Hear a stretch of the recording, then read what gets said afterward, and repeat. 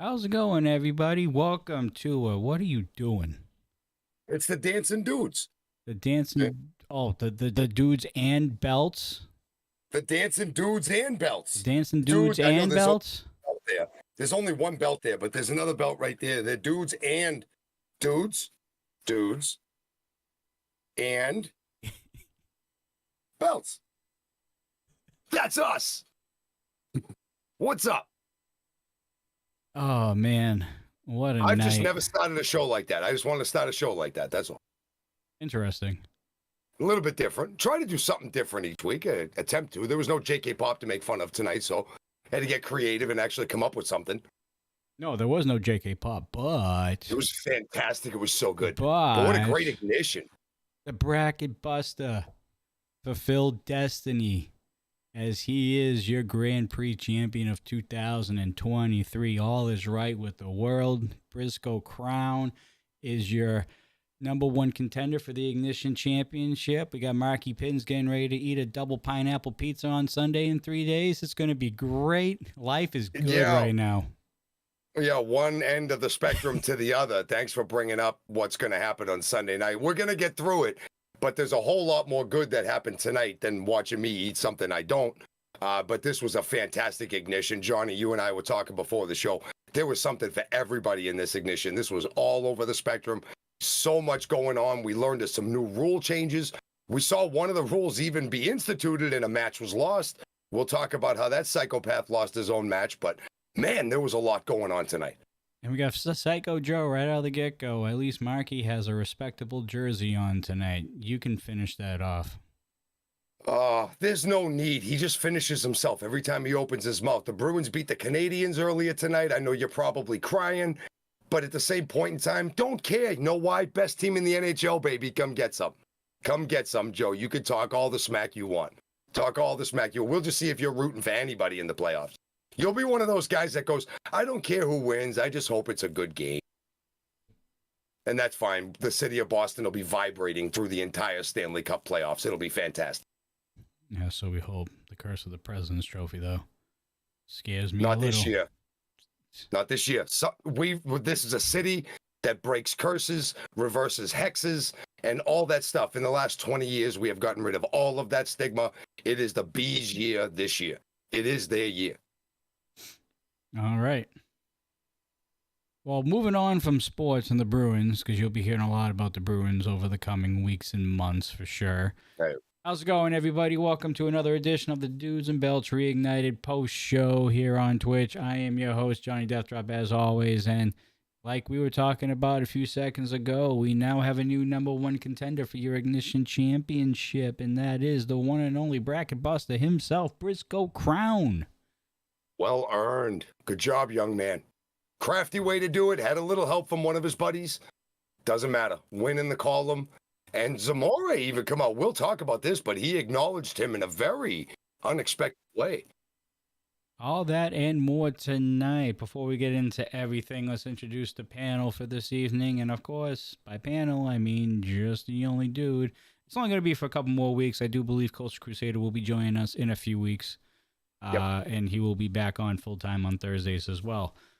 But for now, we have your resident masshole himself, the one and only pineapple-loving Marky Pins, baby.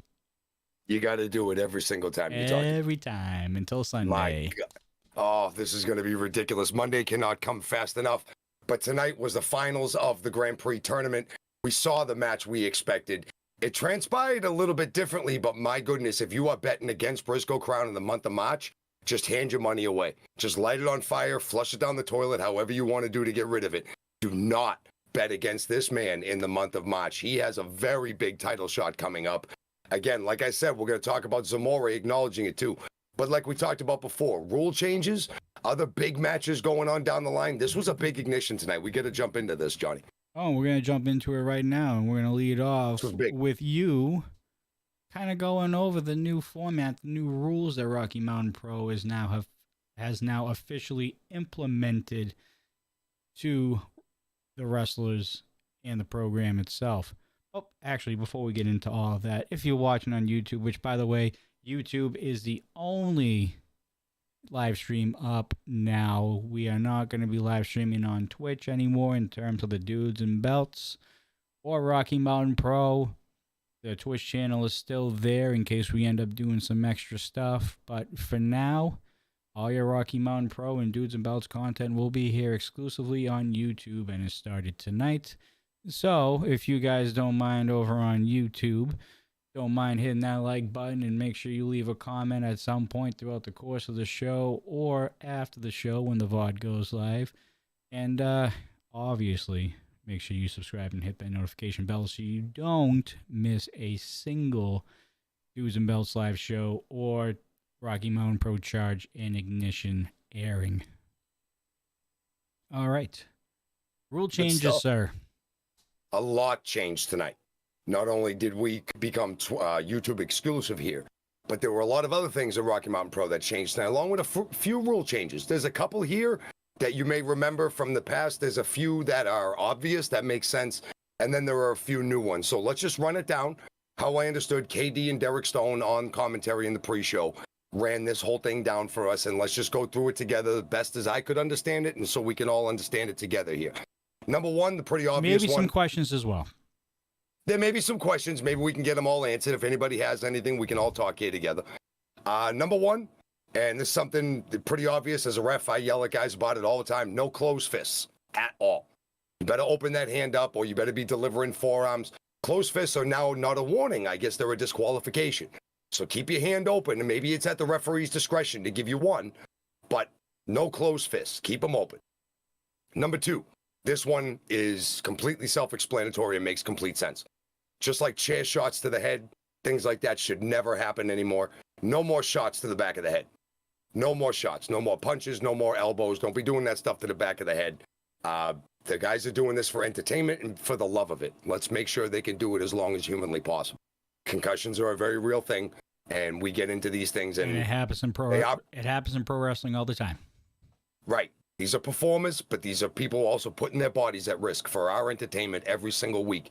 And these are some basic rules, and I like this one. No more shots to the back of the head. Number three, no more throwing your opponents over the top rope.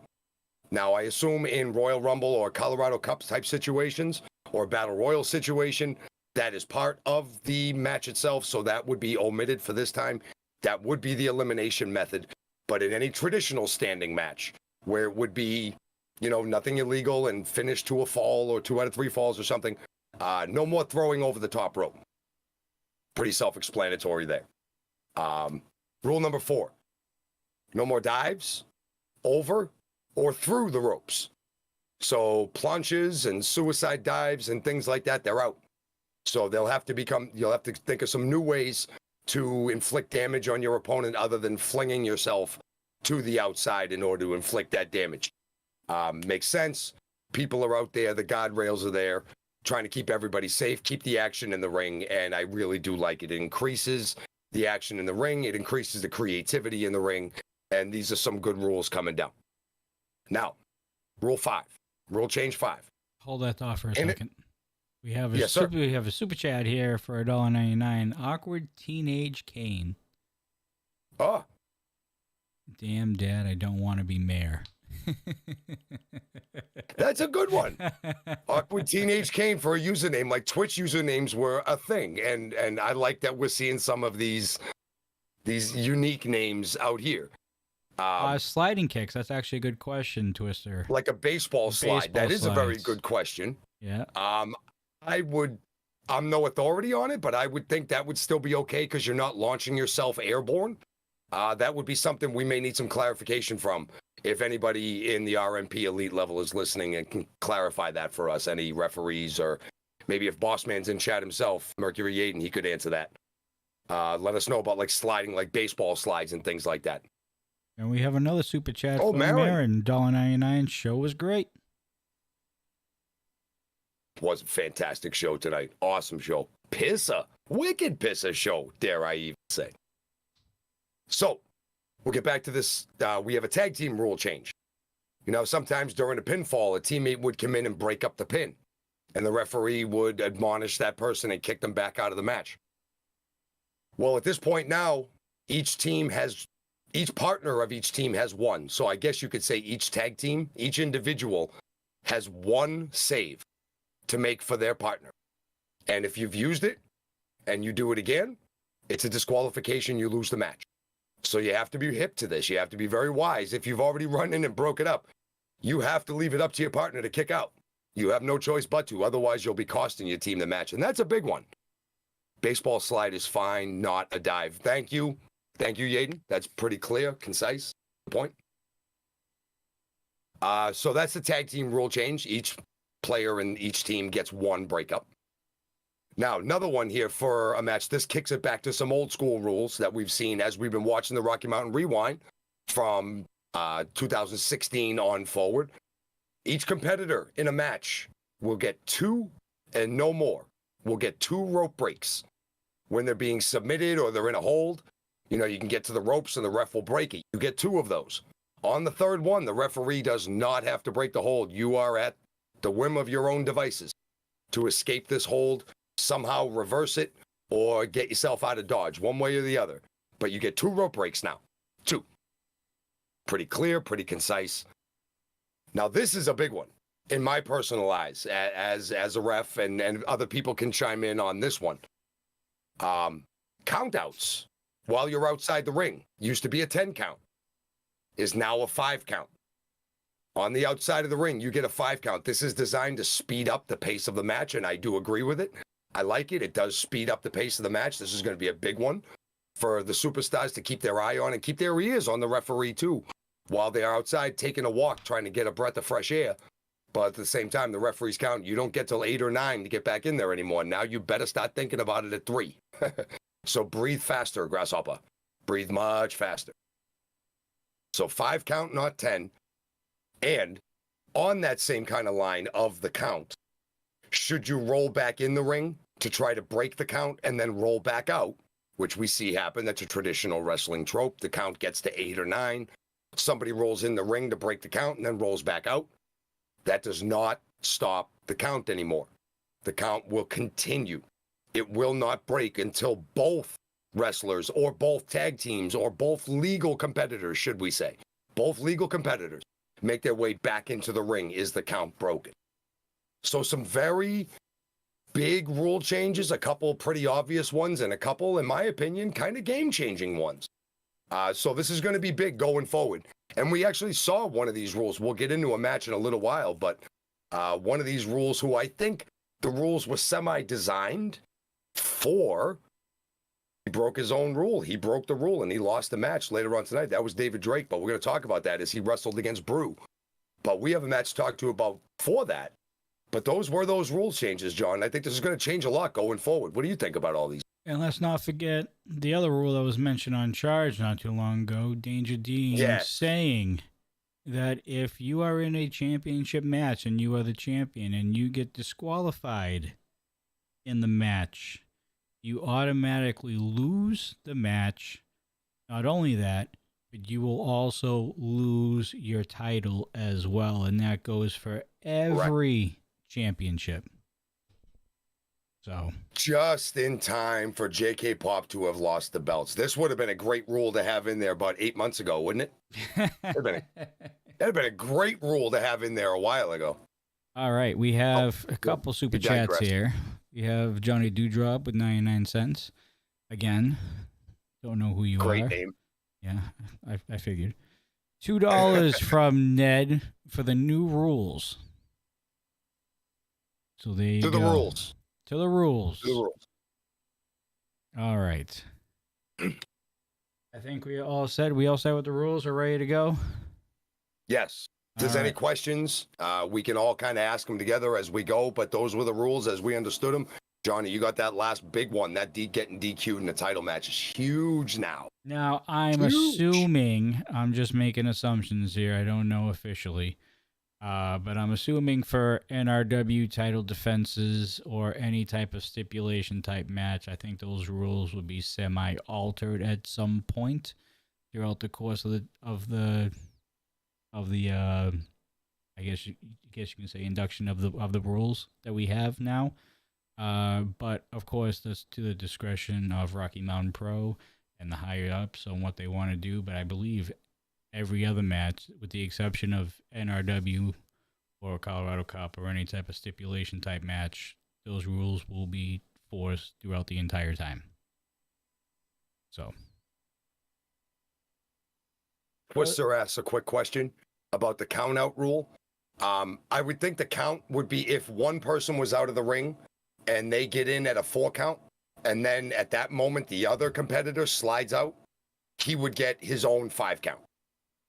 One would think, because unless they were out together. If they were out together, they would both have to make it in by the count of 5. But if it was, one person on the outside, let's say John and I went to the outside and I slid back in at 4.5 and I made a run at John and he jumped out of the ring, then he would get his own 5 count. correct, I think that's how it That's would go. how I understood that. But if we both fought to the outside, we both have to make it back in before ref counts 5.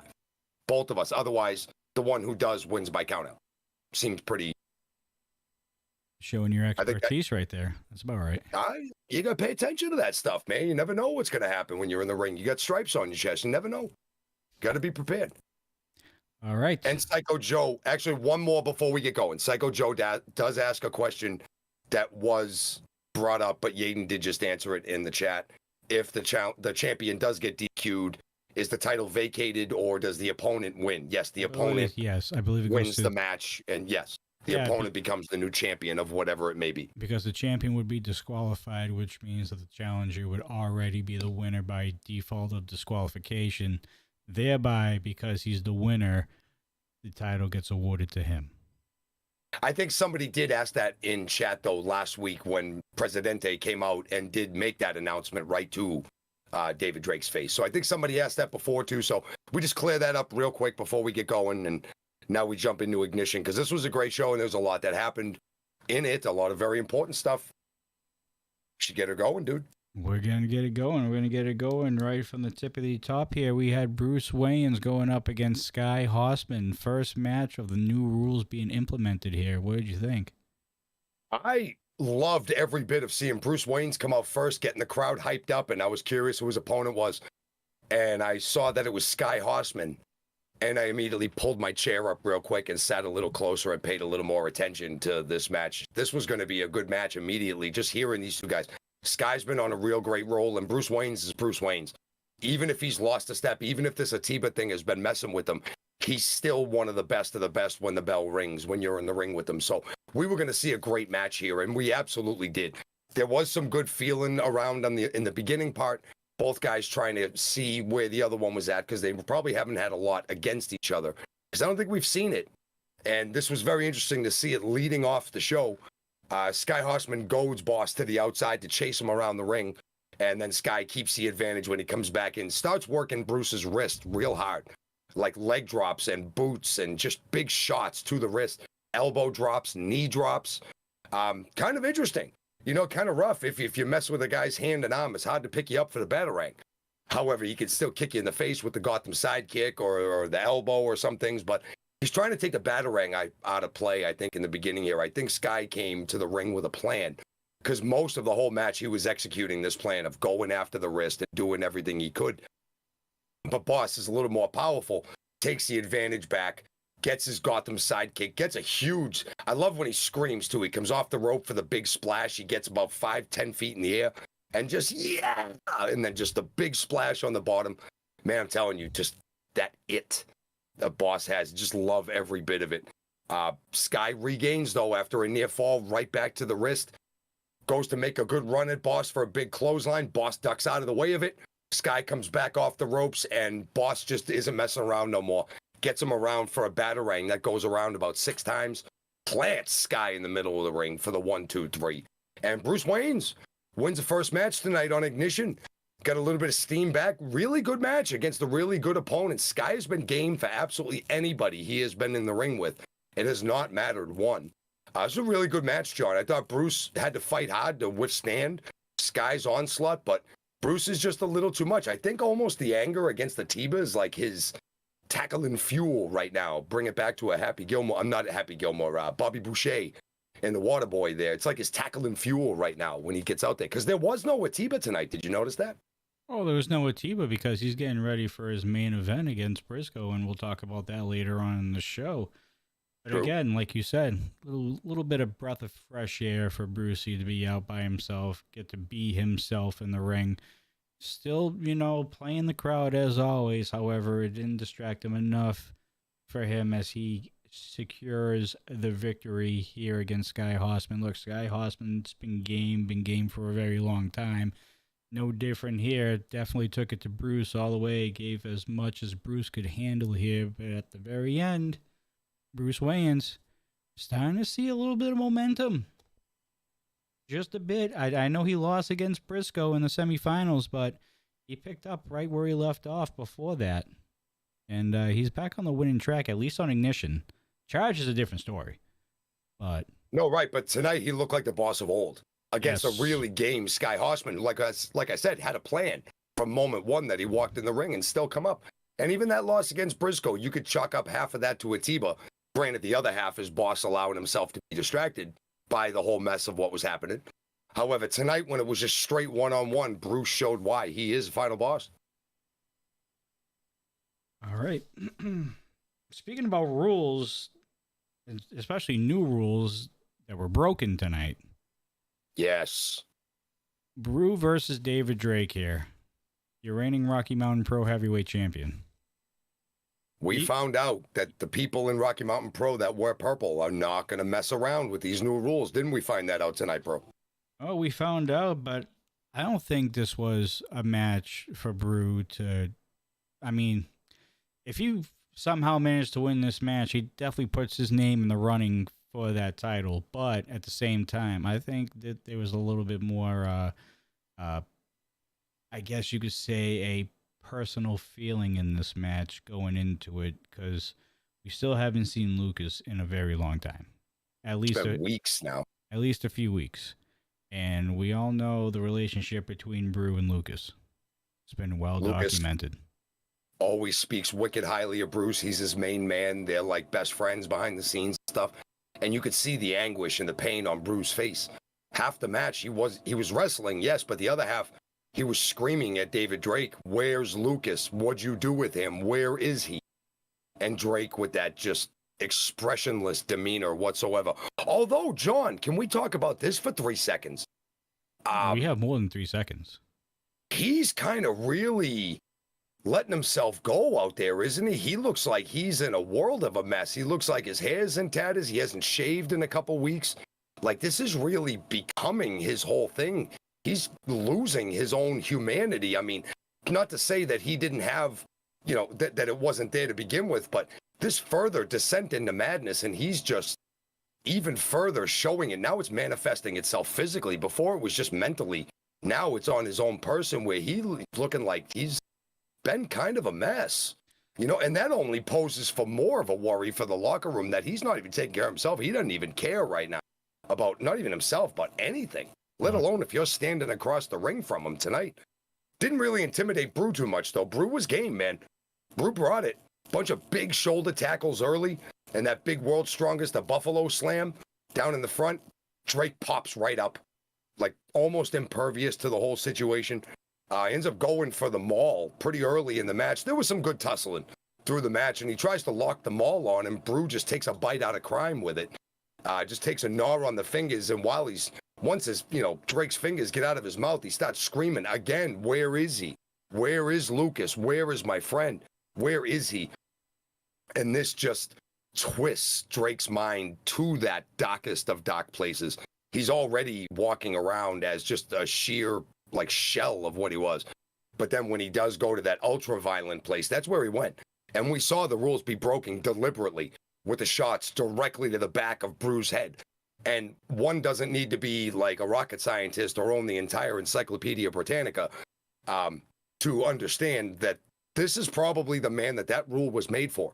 Let's not be hitting dudes on the back of the head that have problems in the back of their head. We can wrestle in other ways, but Drake threw all caution to those rules and just started going right after the back of Brew's head. And Ref Spicer rightfully rings the bell. Said one thing to him, told him to stop, did it again. That was it.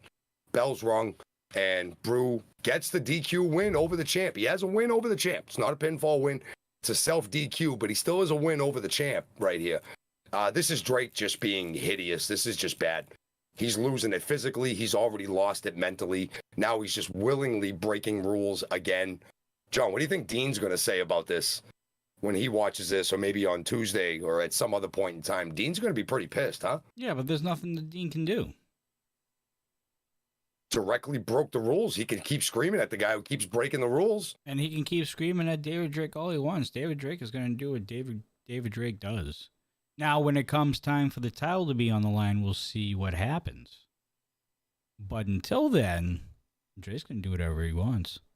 If he wants to win a match, he'll win a match. If he wants to lose by DQ, he'll lose by DQ. We saw it at Never Broken. We saw it again tonight. I'm having a hard time believing that wins for David Drake is not on his mind right now. I think all he cares about right now is causing horror and destruction in the Rocky Mountain Pro locker room and RMP in general. Yep. So. Yep. It's not about the title. I don't think it's about the wins.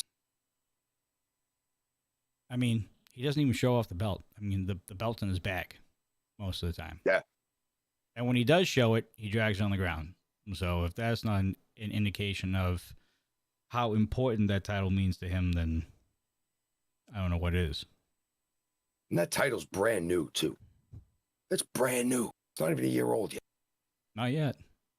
I think that title came out in Milestone last year. Just before, I think, Boss debuted it. I think it was just before. But yeah, hopefully Brew's okay, because we all know his issues with the back of the head. Yeah. That cyst, that's probably still there. And hopefully, I mean, because Brew's been on a roll the past couple of weeks. He's looked great ever since he came back and took out Dr. Dredd Roberts. Mm-hmm. And, I mean, he's just been on fire, and then I hope that what happened tonight doesn't give him another setback and doesn't have him go through these funks like he was beforehand, where he would be in a match. Man was on a tear. Where he would be in a match, and then he just stop, and then he just be like, no, he would have no clue on where he was at that moment. You know what I mean? Or at least those were scary moments in those matches. Yeah. Yeah. So. Hopefully Drake didn't re-aggravate that injury from Brew, but only time will tell. But I think titles and everything aside, I know Brew got the win, but I think his focus right now is to figure out where the hell Lucas is. Oh, you could tell. Yeah, you could tell how big of a point it is just to get in the ring against David Drake, because that's probably the only time he'd ever get a chance to, just be in front of him and say something to him. Because God only knows what David Drake does in the back when he's not wrestling. So I guess Brew would be that kind of guy to go directly up to somebody and say, I want to fight this guy.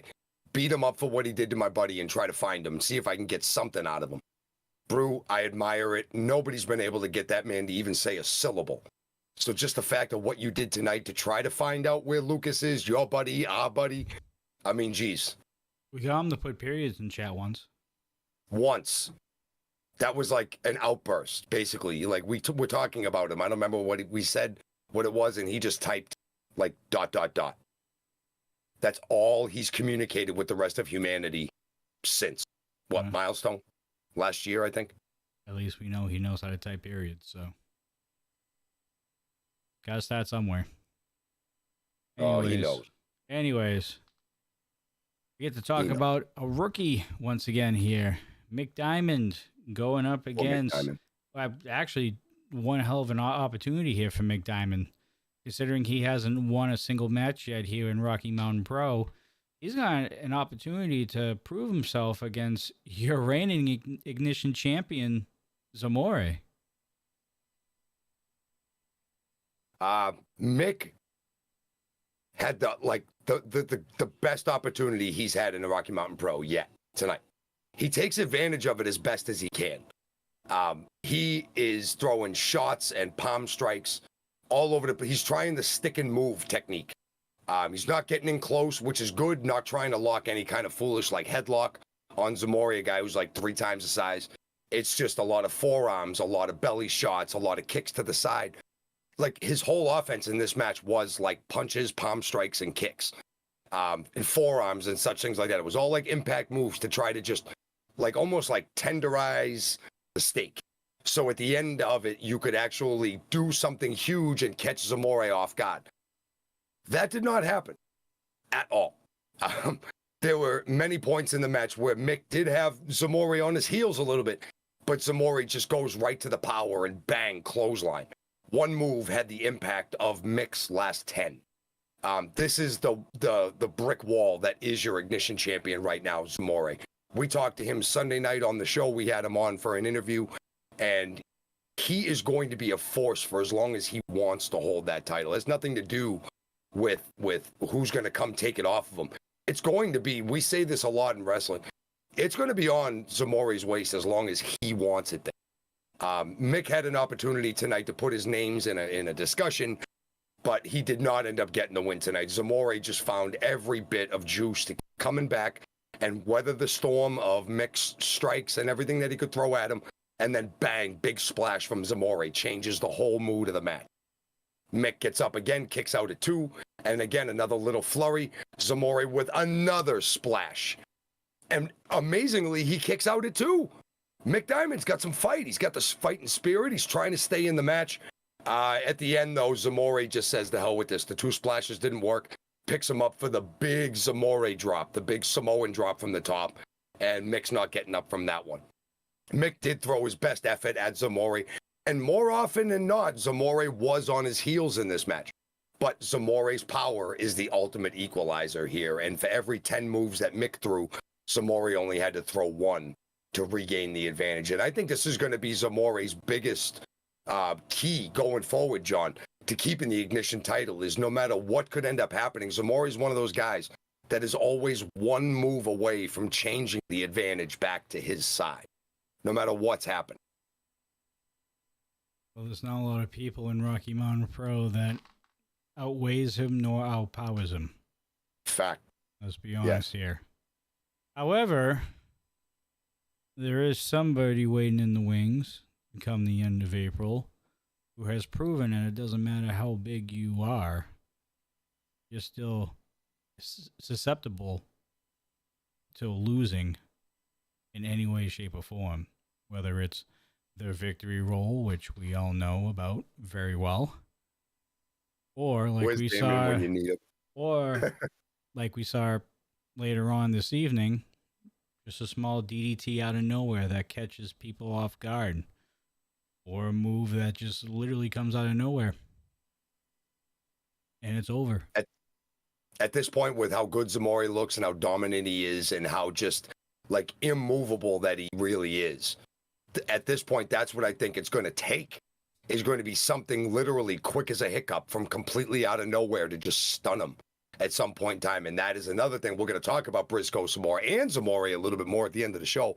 But that is what Briscoe Crown brings, that quicker than a hiccup reaction, that quick thinking that can keep him a move or two. If you're a chess player, you always got to be a move or two ahead of your opponent. Through the whole Grand Prix, Briscoe Crown was. When we get to that Ignition title match, he's going to have to be 3 or 4 moves ahead of Zamore. But he's proven that he can be. He can be. Yes, he can. He's all game, and it shows. Before we continue on, if you haven't seen the interview with Zamore, go check it out. It's on the YouTube channel. Should be on the front page under Dudes and Belts live shows, and you'll see that interview. It was a great interview. Again, thank you to Zamore for coming out and being a part of this show. I think Marky wanted to either take a cold yellow or do something. Oh, water. Okay. Just grab another water. It is our members only streams that we do. Those interviews are strictly for members. However, it is open to the public. But unless you are a member here, you will not be able to post in chat, talk in chat, or interact with any Rocky Mountain Pro talent that we have for interviews and I guess live interactions with the RMP faithful and its members. So if you guys haven't joined yet, $4.99 gets you access to those membership only streams, as well as priority in chat for Ignition with commentary, and our quick Q&A sessions that we have on Sunday nights towards the ends of those shows after we're done with the rewind. So it's a pretty good time. And there will be, I believe, another tier at the very least coming soon.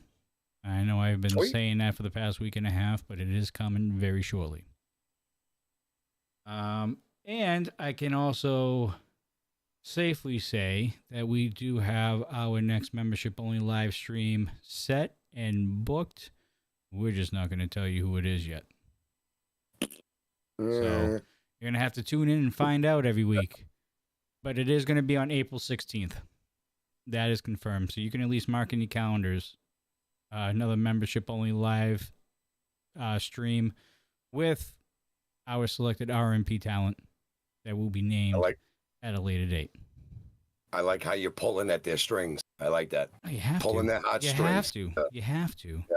You gotta get them to join in on the fun and the excitement that we do on this channel. Besides everybody just chatting in chat, you know, watching wrestling and all that stuff. That's what it's all about. It's all about family here, man. And because we're all family and the faithful and the whole 9 yards, it's our way to say thank you to all the supporters and the members who spend their hard-earned money to support this product. So having these membership-only live streams with talent that you can interact with live, a way of saying thank you. So be on the lookout for our next membership-only live stream on the 16th with the talent to be named at a later date. Could be Sunday, could be Tuesday, could be 2 weeks from now. You never know. Anyways, moving on. We have the XL version of your starting lineup here as they take on your reigning tag team champions, La Isla. Yes. I love it. Was well put by KD, YSXL or XLY. It doesn't matter. This is the extra large version of your starting lineup. Kendrick LaRoe and Abatu. Abatu has been the wild card lately, man. Sometimes he's paying attention. Sometimes he's with it. Other times he loses himself and goes back to that old Abatu that we knew a couple of years ago that wasn't, you couldn't talk to him, you couldn't communicate with him. So at least some kind of like communication can be made, but it's not always easy with Abatu. It's actually very, very difficult, and we'll get to some of that later on this evening. It does get to be Abatu and Kendrick have a little bit of a moment at the end of the match here because of an accident. But Echo comes in real quick, nice and early, starts the match, not with a lockup, but with a step-up knee to the face to Kendrick, and then grabs him and takes him in a headlock for a couple minutes. Just kind of letting the big man know that it doesn't matter how big you are, you can still take a knee to the face and lose the advantage very, very quickly. It's one thing, you get in the ring with Echo or Balaam, you better be prepared for the unexpected, even though you can't be, but you have no choice but to be. Hence the conundrum that is La Isla to have to wrestle against them. It's not easy whatsoever, and hence why they are the tag team champion, and well-deserved right now. Lynx ends up getting his way in. Huge chops. I mean, wicked hard chop to Kendrick LaRoe in the corner. Just lighten him up. Big leg drop and an elbow combination. Gets a near fall. Beautiful rolling back elbow into the corner. Gets Kendrick into the other corner after a whip. Beautiful rolling back elbow. Echo gets in, takes the tag. Steps up from Balaam. Big, huge... what did he get him with? I'm sorry. Step up, and he got him, with the elbow into the headlock, into the corner. Echo's so quick, it was hard to write down real fast. But eventually, Kendrick does get the power. Now that Echo's in the ring, he does kind of get Echo off and kind of throws him off and gets Abatu in the ring. And now here comes that question mark, that mystery element that is Abatu. Big shots, forearms to the back, forearms to the chest, big headbutt. That's a dome. Coming down when Abatu's coming on to you, man. That is a dome and a half. Ends up getting Kendrick back in. Echo comes running in with a beautiful step-up Inzi. Right to the back of Kendrick LaRoe's head. Beautiful step-up Inzaguri. Tags Lynx. Nice big corner elbows coming in. La Isla being very, very fluid with their tag team work. Their double teams are crisp. Everything is going good. Your starting lineup, Kendrick and Abatu, kind of on the same page, but not necessarily. Abatu's doing more screaming and just grunting in the corner than most anything. But when Abatu gets in, the power advantage that your starting lineup, the XL version, has over almost any tag team is astounding, and it's huge, and they end up using it when they have to. Kendrick catches Balaam Lynx coming for an avalanche, catches him, and just keeps him held up in the center of the ring in a bear hug. Lynx's feet are off the mat clearly for a good 15, 20 seconds. Just keeps him up. He ends up boxing the ears. Lynx boxes the ears, gets a tag to Echo. Echo blocks the Sky High coming in against Abatu with a big elbow to the face. Knight gets that Balaam Lynx. Balaam hits the beautiful springboard crossbody. Just gorgeous action, just poetry in motion. Near fall after that. Echo ends up getting the power, gets Echo back into the corner, goes to give Echo a shot. Echo gets out of the way, and here's where the mess begins.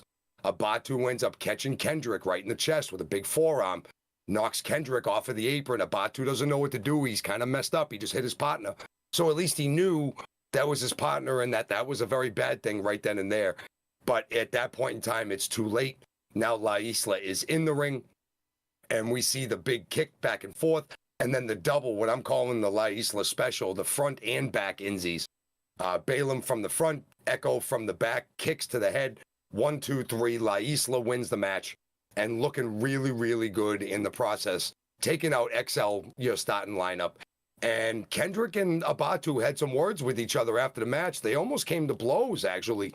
They were pushing each other around a little bit. It was kind of a mess. This part of your starting lineup, we've seen Abatu be the unstable element, the flickering candle that is the spotlight that has been Briscoe and Kendrick Lareau. They have been on the same page. They know exactly what's going on. When every time they introduce Abatu, it's like this unstable element that's kind of messed up your starting lineup a little bit here, John. And tonight, it's no different, where we see Abatu. I mean, granted, it was an accident, but it still kind of created the beginning of the end for the match. And La Isla knows how to finish a match, don't they? Well, that's why they're tag team champs. That's right. That's right. As far as La Isla is concerned, look, I don't got to really say a whole hell of a lot about these two. These two have been the rising tag team in Rocky Mountain Pro, and they have now reached the peak of the tag team division and becoming your tag team champions, knocking off the longest reigning tag team champions in Rocky Mountain Pro history had never broken. Enough said. We know it's what a they're feather in the cap forever. We know what they're all about.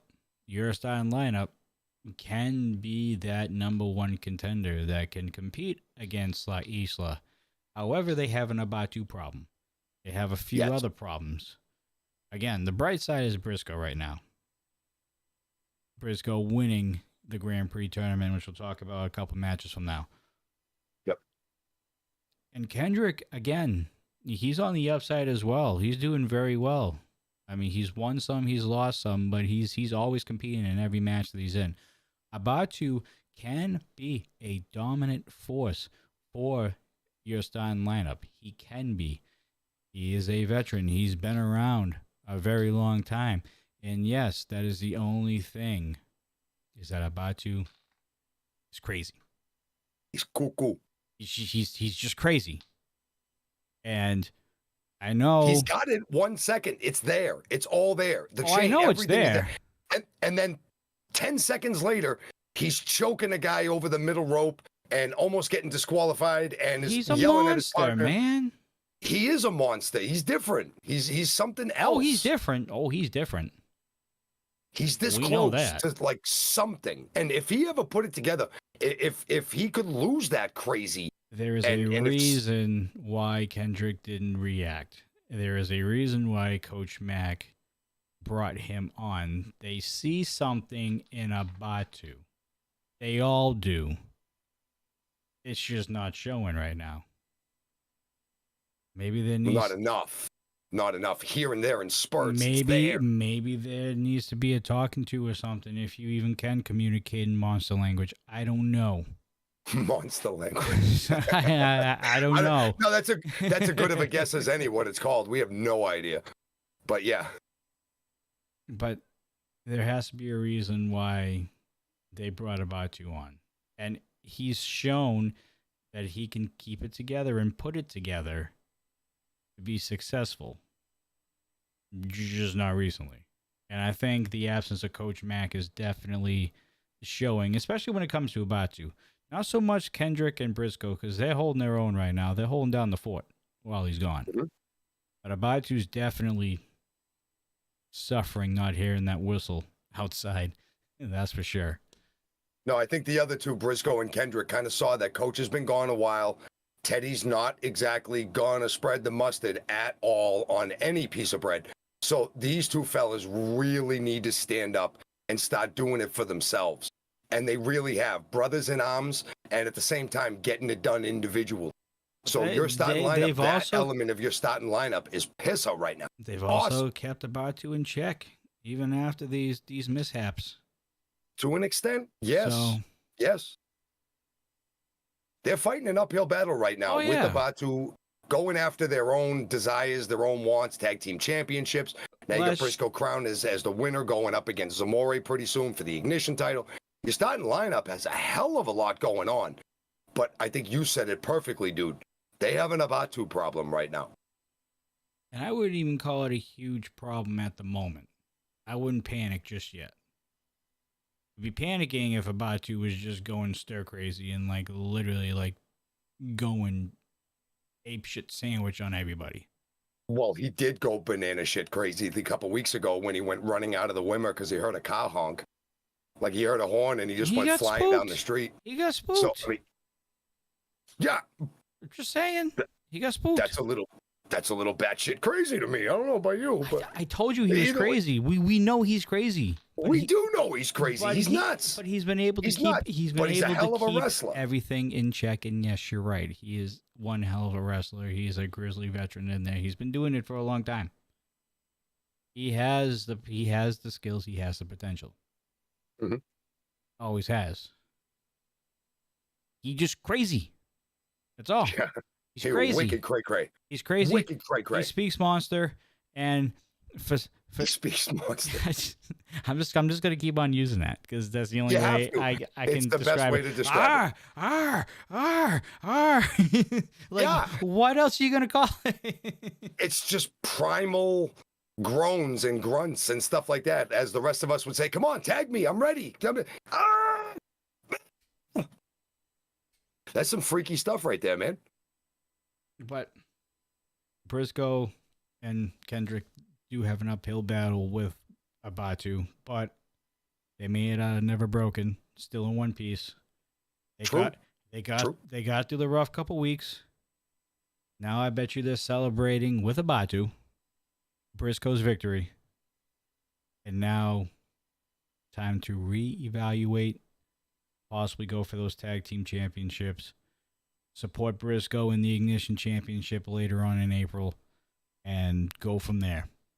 Basically take this past month and just start fresh. Honestly, yeah. That's what needs to happen. Now that the tournament's over, now it's time for Briscoe to kind of knuckle up and get ready for his title shot. And Kendrick's going to be there for him as his mans. At the same time, they're not going to take their eyes off of what's going on in the tag division. We do have number one contenders that we saw on Charged the other night, Gino Rivera and Nathan Estrada.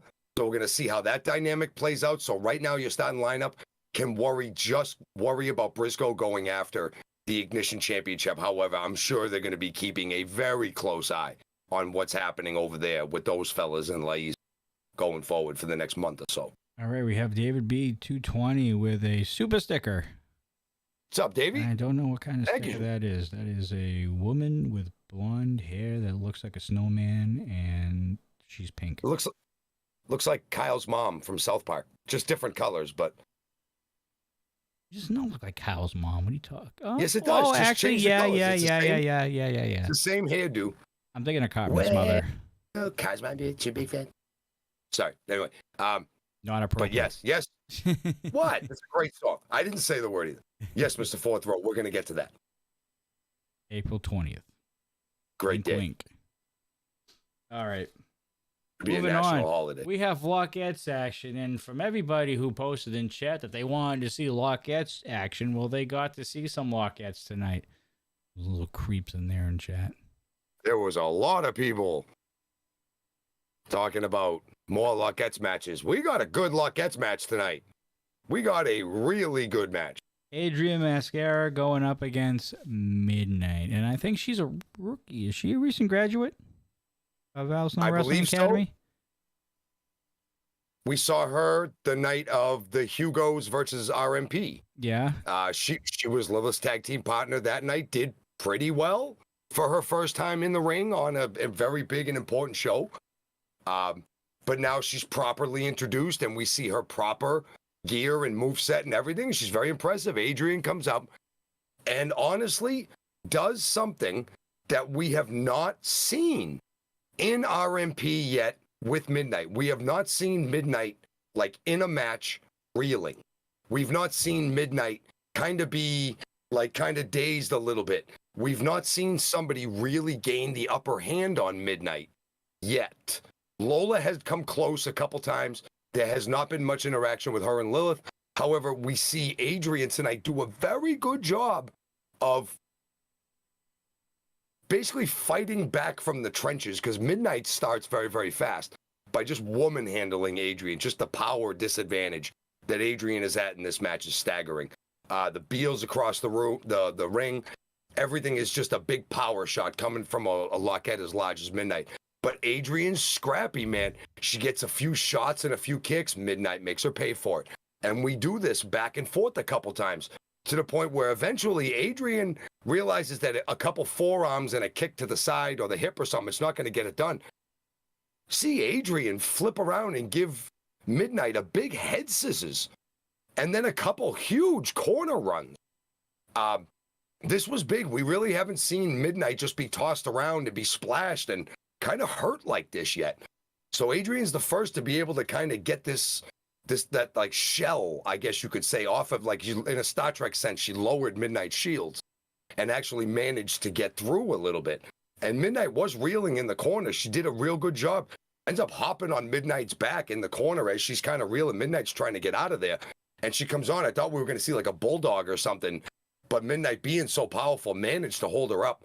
And it looked like Adrian was trying to come back around for, like, you know, kind of you float over for a DDT or something. Kind of slipped off, but she kept the arm, which was clutch. So Adrian keeps the arm, rolls through, has the arm in a stand-up position. But then I think Midnight just kind of went, okay, you know what? This is enough of this. I'm bigger, I am stronger, I am Midnight, and time is up. And gets Adrian up into the clock strikes midnight, if that is the official name, but the clock struck midnight for Adrian right here, and she was just summarily slammed into the canvas, and Midnight gets to 1, 2, 3. Midnight, we hadn't seen Midnight on Ignition in a while.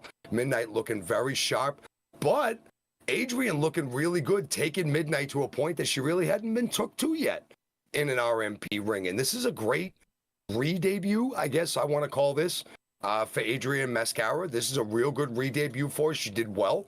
She's going to be formidable, John, as a new Lockette in the division. This division's already been hot with everything going on with the Asylum and Lilith Grimm and Lola the Adventurer having the map to everything. Now here comes Adrian to shake things up. This was a pretty good debut, huh? I would think so. I mean, yeah. Unfortunately, I think we're starting to see Midnight become the Damon Aces and David Drakes of the world when it comes to debuting wrestlers here at Rocky Mountain Pro. Yeah. You want to make your debut? Here's Midnight for you. Have fun. Enjoy. Well, I'll say this. Adrian did better against Midnight than I think Mick Diamond did against Damon Ace in his first, but then a lot of people did against Damon Ace. So tonight I want to give one to Adrian. I think Adrian did a very good job. Turned some heads in the back. And I'm sure there'll be more heads turned as the months go by and the more reps she gets. Because we've been saying it for the past couple years. Every time we see these rookies come up, I mean, they start off green, and sometimes it shows.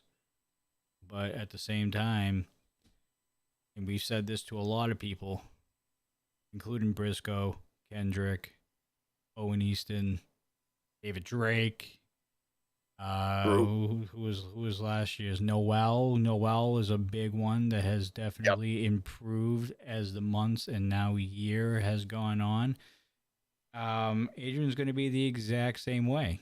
I mean, we're going to start to see a slow progression or a quick progression. We don't know yet. It all depends on what happens from here on out. But from what I saw tonight, there's definitely an upside with Adrian. That's for sure. Got out to a wicked fast start. All right. Midnight, taking care of business. Yep. Moving on here. I don't know. This match. I don't know about this one. What was this? Damon Ace versus Sergey. Yeah. Apparently Sergey has multiple masks, apparently. They say we all wear a mask. Sergey wears at least two. At least. We found out tonight Sergey wears at least two. He also doesn't wear shoes, and he's a mess.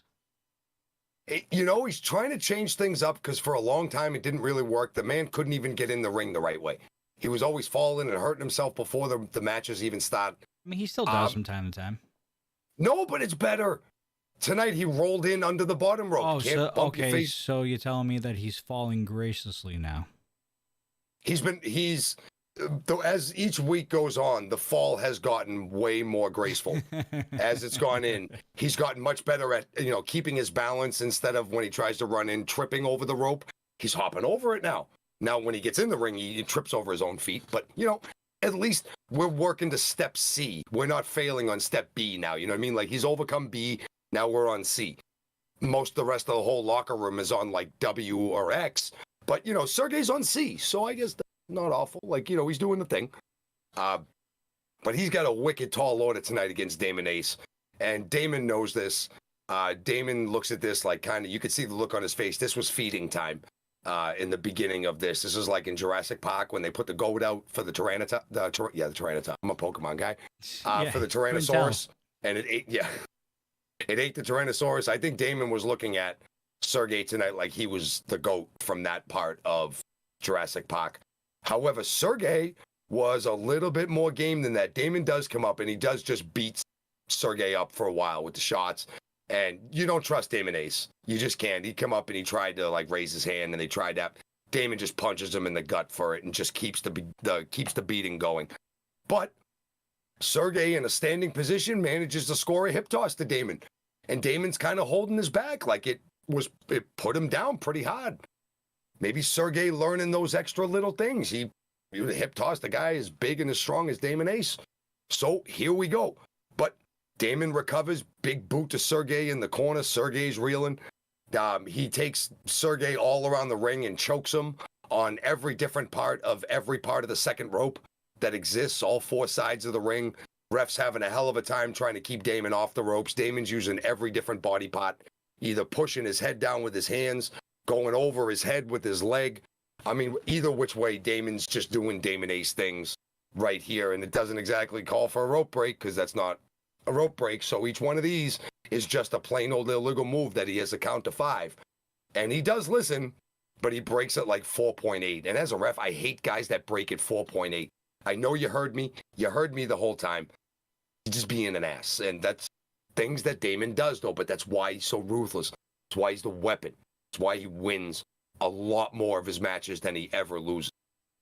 Now, Sergey shows us, and this was the one of the biggest shocks of the night to me, that in the center of the ring, Sergey blocks an overhead suplex from Damon and delivers his own.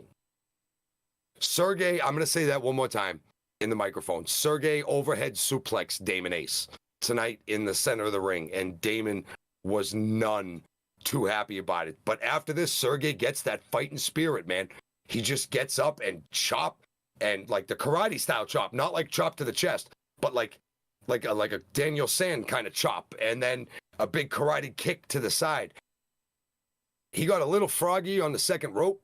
I think he was going for a springboard or some kind of moonsault or something and fell off the second rope, kind of bumped his own head. Damon pins him. Sergey kicks out. Okay, here we go. Gives Damon a shot. Damon's back down. Now Sergey goes to the top rope here. Only has 5 seconds. It's only been bad things. He's got his 5 seconds. No, he's got his time. Pardon me. He's got his time, but bad things have happened to Sergey every time he's gone to the top rope. And tonight is no exception, and he does miss. I believe he was going for the Swanton. He misses the Swanton, and Damon just crawls over and pins Sergey. 1, 2, 3 at the end of the match. Sergey luckily doesn't eat a persona non grata. He doesn't eat a kill shot, and he doesn't eat a spine buster. He beat himself. So he did beat himself in this match. This is the closest I think that you can honestly say that Sergey had a chance to really be in or maybe even potentially win a match against a champion or a very powerful former champion. This was his best shot, and he kind of beat himself at the end of the match. Well, Damon Ace being one that likes to inflict even more punishment, whether it's mental, physical, doesn't matter, goes over and tries to add insult to Sergey's own embarrassment by trying to rip his mask off. And he does rip the mask off. Sergey had the red mask on tonight. And Damon does rip it off. But luckily, I don't know if he saw it coming or if he just knew or if this is just Sergey's thing now, but he wore a second mask. He had his original yellow on. So we still do not know who the man under the mask is, which is all the better because Sergey, I like the mystery. It's more fascinating to me than knowing who he is. I don't want to know who he is. I don't want to see his face. I love Sergey. I want to see Sergey keep competing.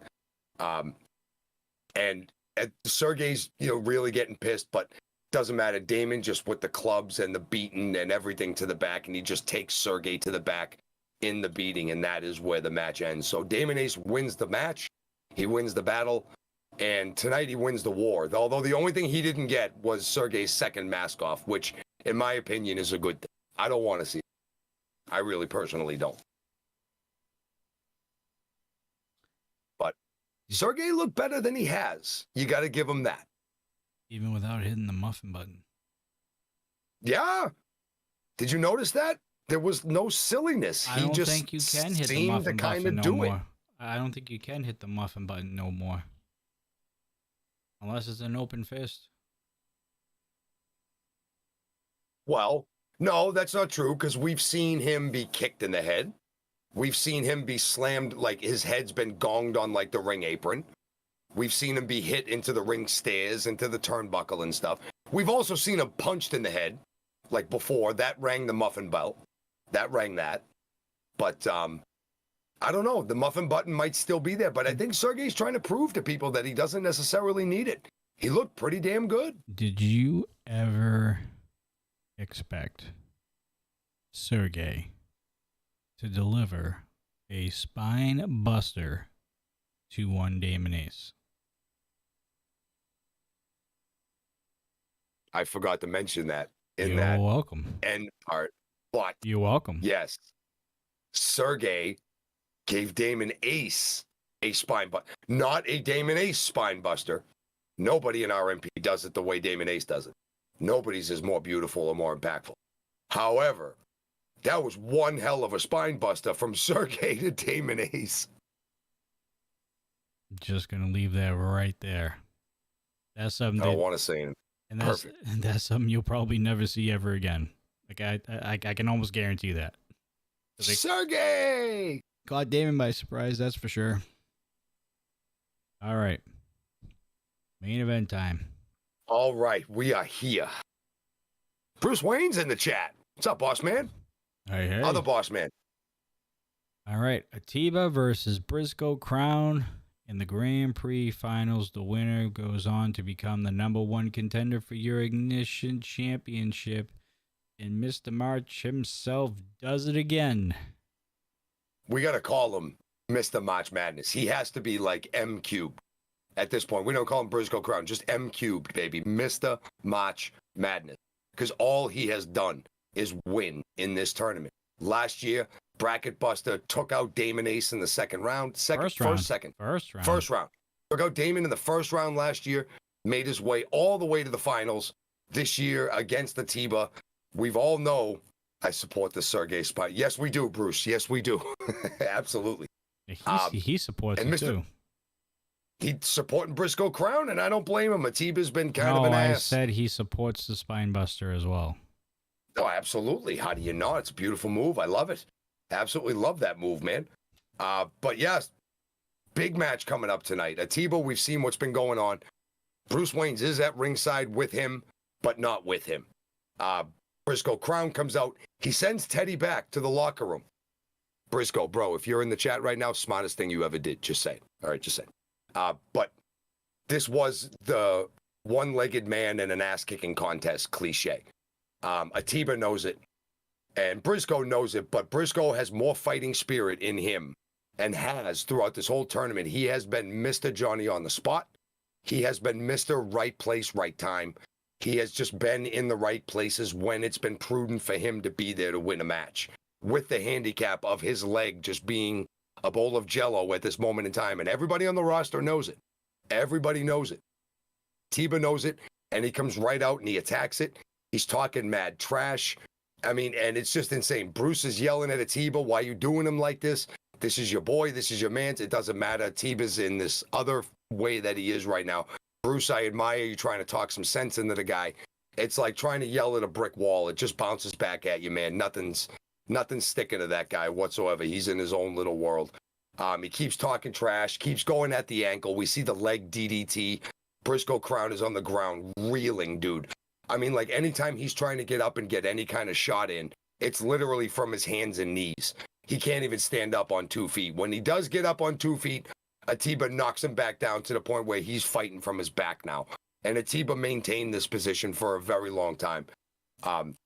Keeping Briscoe grounded, the shots, the ankle locks, just making sure that ankle just keeps getting destroyed, which, to be honest, bro, is 100% smart strategy, whether you like it or you hate it, if you like Briscoe or you don't. I'm telling you, it's smart strategy for Atiba. This is for a #1 contendership. Atiba does pick up Briscoe into a fireman's carry, gets him up on the top, does squats. This was disrespectful, John. This made me want to throw my pen at the monitor screen. He does squats with Briscoe on top because Briscoe can't even wiggle out of it at this moment in time. Yeah, you're powerful. Yeah, you're strong. But you're doing squats with a man on your back. What's wrong with you, man? He just dumps him down after he does, I think it was 4 or 5 squats. He was yelling at Ref Alice. That ref had to count the squats for him. And she's looking at him like, come on, dude, I'm not going to count your squats. So after he does a couple, he just summarily dumps Briscoe on his face, talks some more trash, working a real slow-paced match. I think at this point, this was like Damon Ace in the beginning of the match that we saw earlier. He saw Sergey come out. It's much like Atiba seeing Briscoe come out. And it's almost like he's trying to just play with Briscoe, play with his food. And that ends up coming back to backfire. It backfired against Damon. It was very close to Damon losing that match. But at this point in time, it ends up backfiring in Atiba's face big time here. He picks Briscoe back up, except this time Crown wiggles out of it. He can't get down and do anything. He just wiggles out and drops Atiba into a zigzag. Finally gets some space. He can actually breathe a little bit. Gets to a corner. As Atiba's chasing him around the ring, Briscoe's just rolling from corner to corner because he can barely walk. He's rolling, take a step, lean into the corner. Atiba makes a run. Briscoe's still quick, can still get that roll out of the corner, forcing Atiba. He's smashing his own self in the corner. That's not too bright either. But eventually, Briscoe does get Atiba into the middle of the ring after he's reeling a little bit, tries for the crowning achievement. He blocks it, and then comes back, and Atiba hits Briscoe with a chop block in the knee and ankle area right there, taking him down again. This guy just cannot catch a break to stand on 10 toes and 2 feet.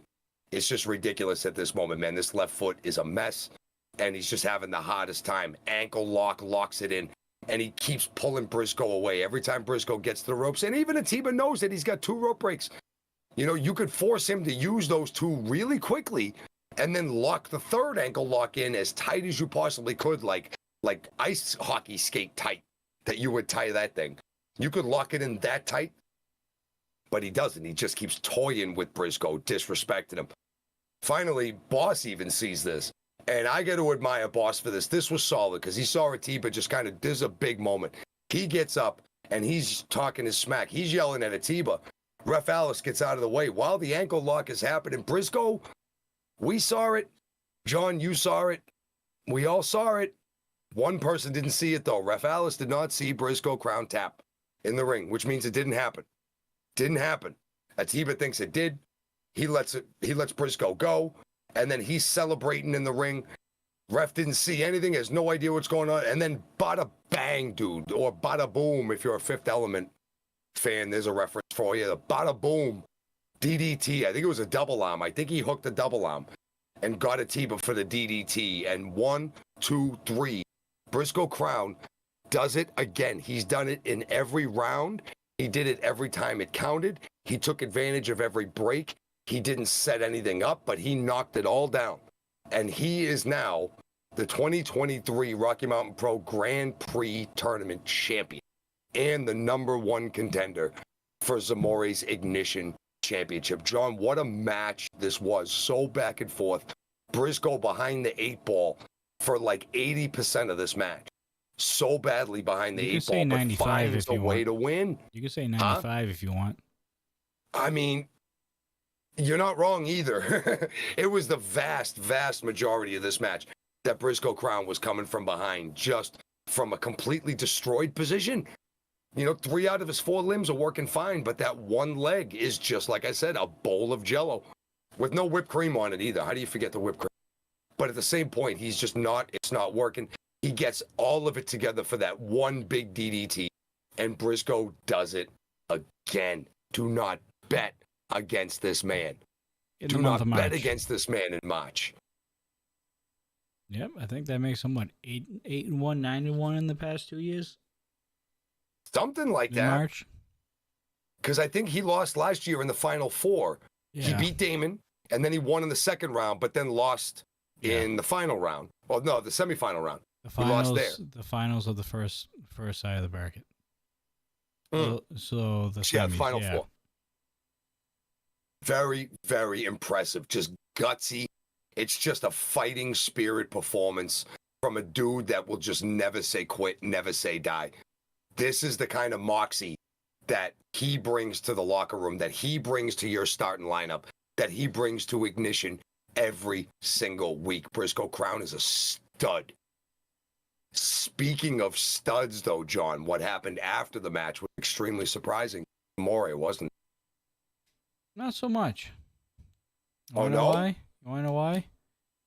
Because we heard on Sunday. We heard who he was and what he's trying to be. And we've seen over the past few weeks a change in Zamore. So I'm not really surprised in the way that he approached Briscoe after the win, to be honest with you. That's fair. Okay. Yeah. And he wants Briscoe at 100%, which is also extremely fair. Very admirable of Zamore to do something like that. The old Zamore wouldn't worry about that. It'd be next week, right here, right now, ankle or no ankle. Zamore would have rung the bell tonight and said, "You want your match? Here it is right now, kid. Let's go. Money in the Bank style."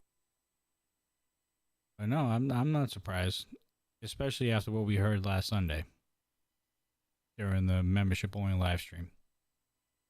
I knew he was being truthful, but I'm one of those proof in the pudding kind of guys. I want to see it. Well, you saw it. Tonight, he proved it. No, tonight, like I said, that's why I was surprised. I was very surprised because we heard it from him on Sunday. He opened up, he poured his heart out to us about how he feels, where he wants to go, and what he wants to do.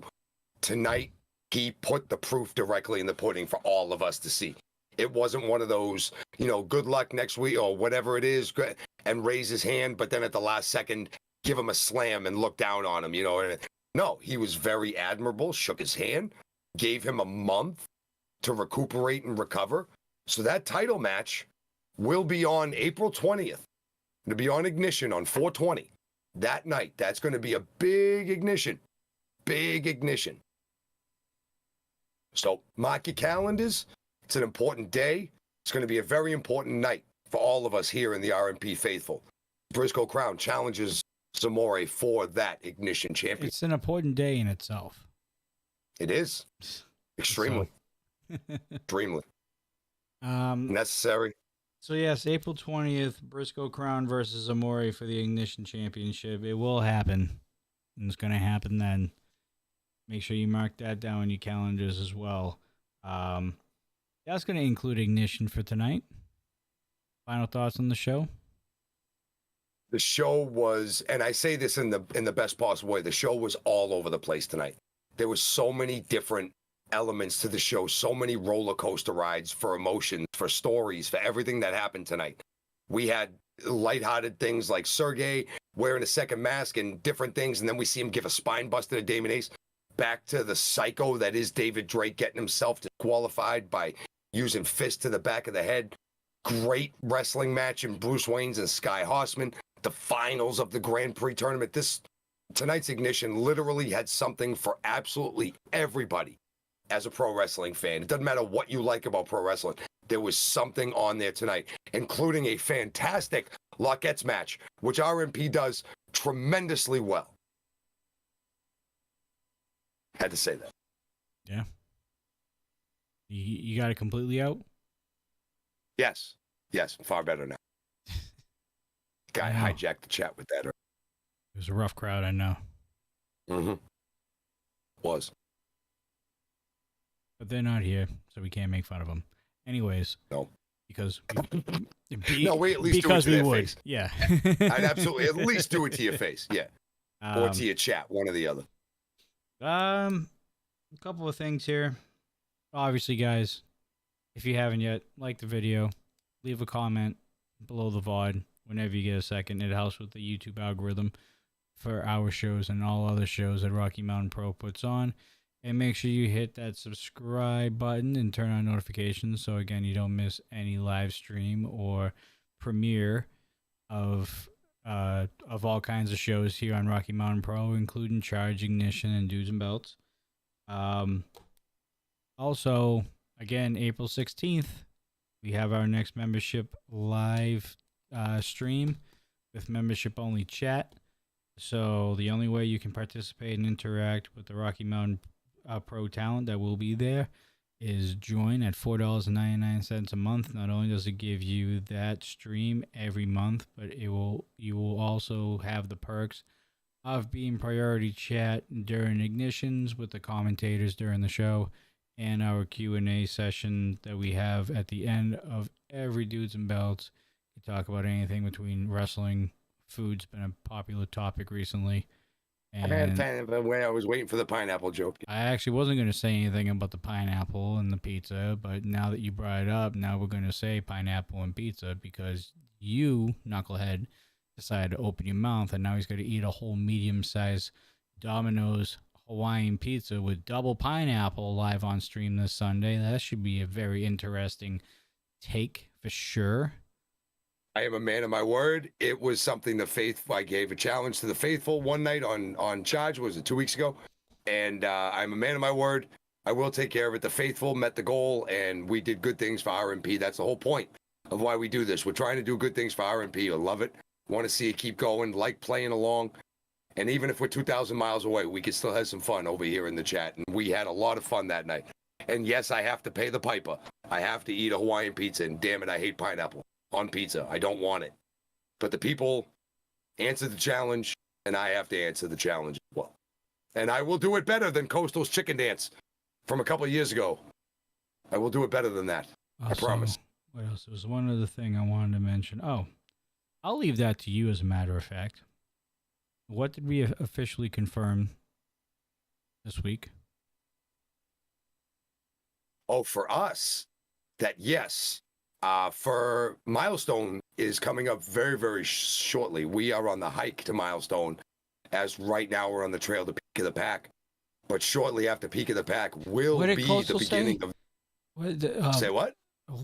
Coastal said something very clever on Tuesday. It was Peak of the Pack is the base on the hike to Milestone. No, he stole 13. that. He stole that from me because I said it 2 weeks ago. That Peak of the Pack is base camp. It's base camp on the hike to Milestone. Yes. He was like, "Oh, that was a." I said that like 2 weeks ago on Charge. That bastard stole my line. Pain in the ass. I gave him a lot of credit. What the? Everybody steals my lines. Damn it, my XP line. Everybody stole that. Whatever. Who cares? But anyway, this year coming up for Milestone for the dudes, we love this. We look forward to this trip every year. I believe it is just going to be Johnny and myself that'll be there this year. Finances are tough, and some of the other fellas can't really make it out. But John and I will be there. The airlines our tickets were confirmed just the other day. So we will be there for Milestone this year. Milestone 13. Lucky 13 this year. This is a big one. This is a very, very big one. Lucky 13. And we will be there to enjoy the festivities with absolutely everybody, all the faithful. And how long are we going to be there years. for? Milestones have been so awesome the last couple of years. We will be there this year coming up, just a few short months. So how long? It's 2.5 months now. No, how long are we going to be there for? The week. Well, We're arriving Wednesday morning, and we'll be leaving Monday in the middle of the night into Tuesday morning, flying back home on the red eye because it was way cheaper. Mrs. Pins came up huge on the airlines for Johnny Death Drop and Hockey Pins, myself. I think she did it so quickly because she wants me out of Dodge for a week. I don't think she'll mind having a week to herself in the house with just the kids. What do you mean the recharge is Johnny's birthday show? No, it's not.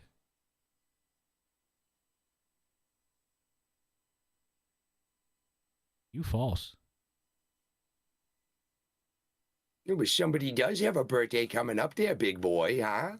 Yeah, on Sunday.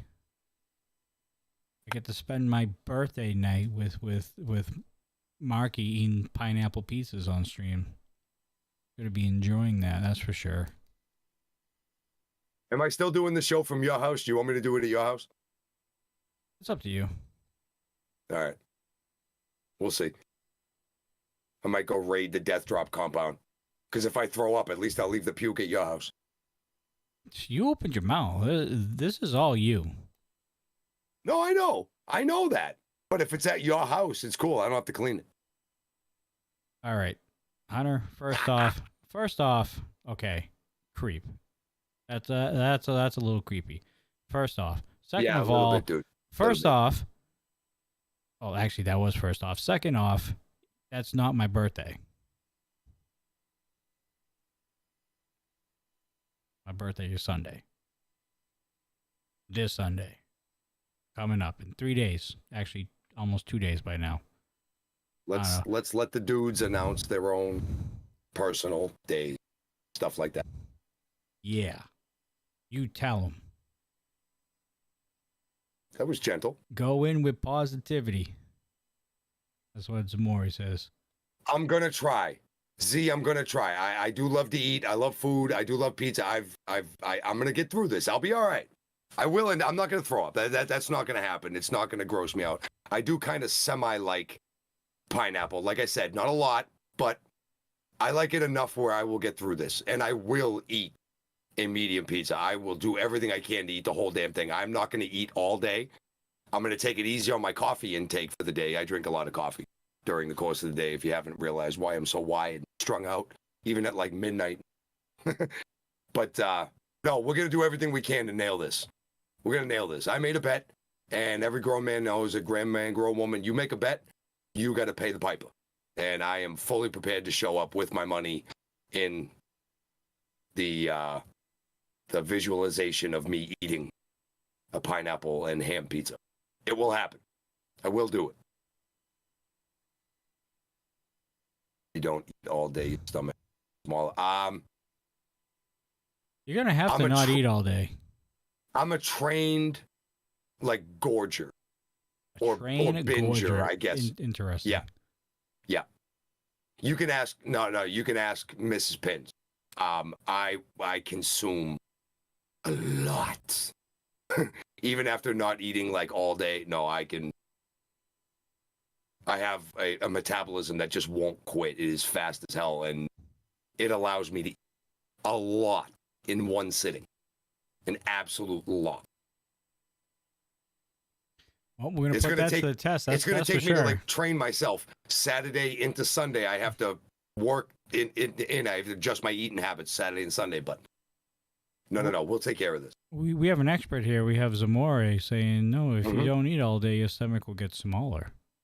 And I saw that comment. That's why I said what I said, but I'm not denying, if that's like a science thing, I'm not denying it whatsoever. I just know my own body, and I know that I eat like once a day. I drink a bunch of coffee during the course of the day, so I am constantly putting something in my body, either a water or a coffee or something. And then I go home and I eat a pizza and a half in a sitting. Like a large pizza, and then like another 2-3 slices if I have to. Or if I have nothing else to do. Like if there's just that much pizza, I can, yeah. Just one of those. They say never underestimate the small guy. We were talking about this earlier, like challenging Echo to the Echo, the eating contest there, Zamori. They were talking about it.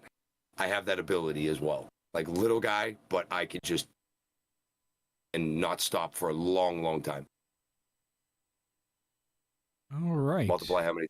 Yeah, we talked about that, Z. Yeah. Some people graze like that. Like you'll eat a few meals during the course of the day or and then a little snacky. I just do it all at once. My toilet hates me the next day. But that's a catastrophe of it. And, you know, you got kids you can mess with. Use that visual. This is also true.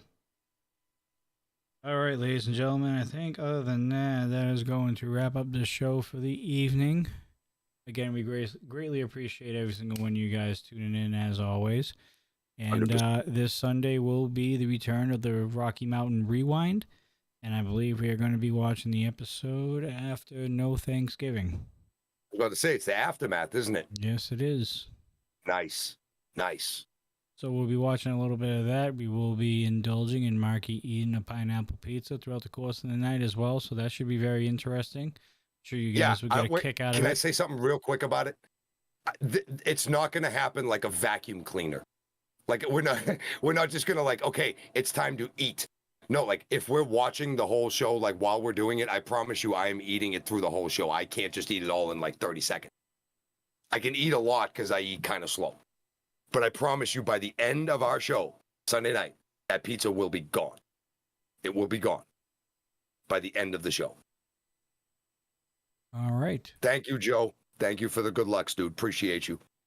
He might need them. He might not. He might actually love Hawaiian pizza after all this is said and done. So it has been 15 years, almost 20 years since I had it last. And that was Domino's as well. And that was back when Domino's was like wicked garbage. Like Play-Doh rubber pizza, like it was trash anyway.